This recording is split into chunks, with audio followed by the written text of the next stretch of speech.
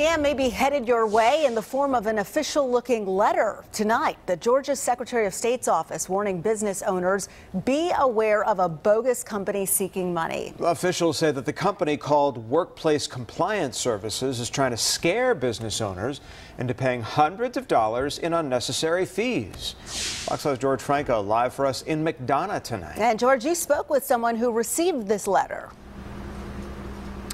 Absolutely right, Sine and Tom, and the owner of this bar and grill here in McDonough told me that he knew something wasn't right when he received a letter like this asking for $135 for his LLC.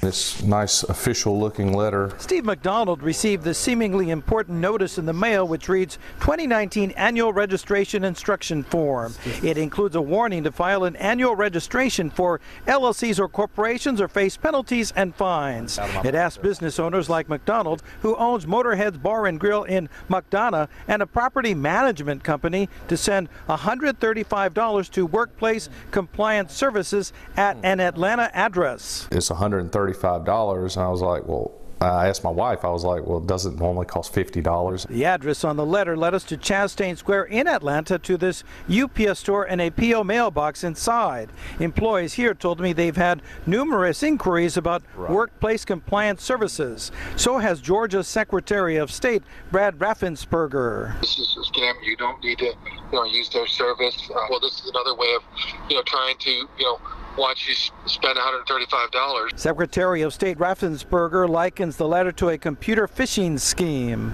I called Workplace Compliance Services, where after a few minutes someone picked up.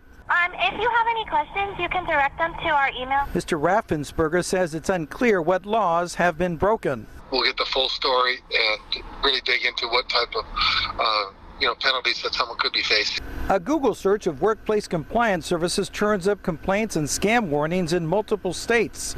The Secretary of State asks anyone who gets the scam letter to ignore it and instead pay fees through an attorney or directly on the state's website like Steve McDonald did. What do you want to say to the people doing this?